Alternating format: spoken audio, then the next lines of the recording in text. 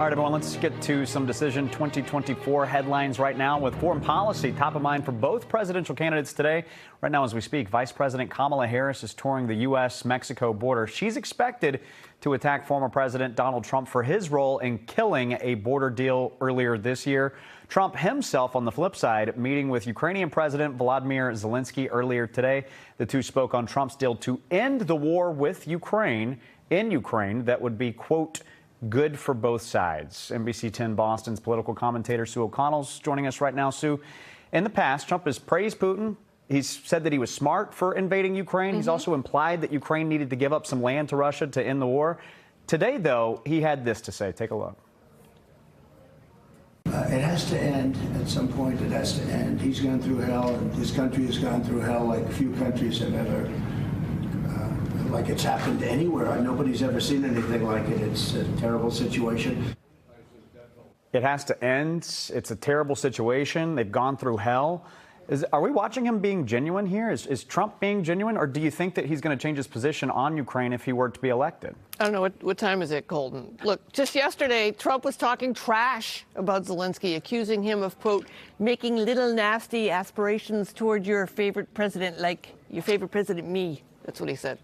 And earlier in the week, Zelensky said in an interview that he did not believe Trump knew how to end the war in Ukraine. And just before today's meeting, Trump posted on Truth Social what appeared to be a private message from Zelensky requesting that meeting with Trump. Not exactly a solid foundation for a good relationship. But look, what are they going to do? They both have to do this. In the end, I think it was a necessary photo op for both men. All right, I want to talk about Vice President Harris quickly here. She is visiting the southern border today. If you were running her campaign, how would you make today's visit look like it's more than just a photo op? You know, what does she need to accomplish while she's down there visiting? Yeah, so if I was running the Harris campaign, I would present this visit to the border as a victory lap for the Biden administration while acknowledging that there is much more work to be done. Basically, continue to try and blunt the attack Trump and Republicans have been launching on Harris and the Democrats on the issue of borders and immigration. Now, you may be wondering, how can Harris claim victory? Well, encounters at the border are trending down. She can talk about that. Harris can highlight how that port of entry in Douglas, that's being revamped using $400 million in funding, money that was signed into law by Biden as part of that bipartisan infrastructure law. And then I'd have her talk about how tough she was on crime, on undocumented folks, while she was district attorney in California. And then finally, she can pivot to the future. Her plan to reintroduce an improved bipartisan border bill, which, due to Trump's meddling earlier in the year, died in Congress. Yeah, she says that he killed it so that way he could have something to run on.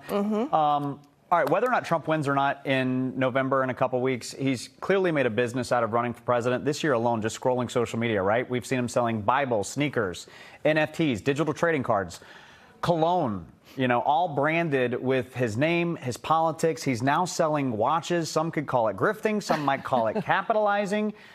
My question to you, is this how he's funding the campaign? What is all this for? Yeah, one area of business that I think Trump has been very successful at, even with the corporate bankruptcy, is licensing and brand placement. He was brilliant at it during The Apprentice.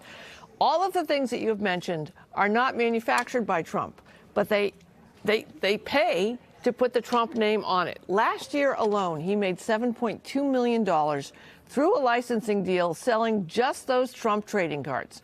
Now, are the sales of those items funding his campaign? We don't know. The websites for the various products say proceeds from the sales do not directly benefit Trump or his campaign or the Trump organization. So we don't know where the money is going, Colton. Well, there's a follow-up if I've ever heard one before. Sue O'Connell, as always, Sue, thank you. And, of course, don't forget, we recap all the week's biggest political headlines every Sunday on At Issue. You can join Sue, our Corey Smith, and Matt Pritchard. It airs at 11:30, immediately following Meet the Press.